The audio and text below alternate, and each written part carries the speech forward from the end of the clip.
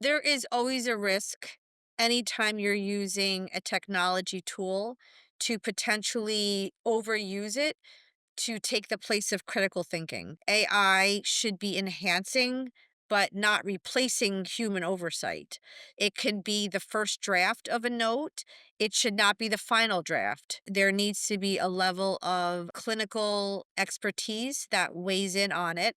And as we see the technology evolve, I mean, Elios has always been at the forefront, but I have no doubt that as the technology evolves, it may even start providing even more prompting and even suggestions for maybe what the next steps would be in terms of a care plan. And especially once we get to that level of where there's suggested substantive next steps, the oversight, the human critical element, needs to be there.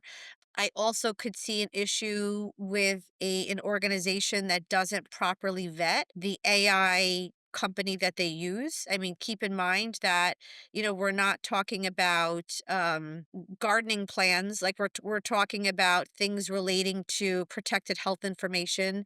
We're talking about highly regulated data that requires very stringent HIPAA compliance under our federal and state laws.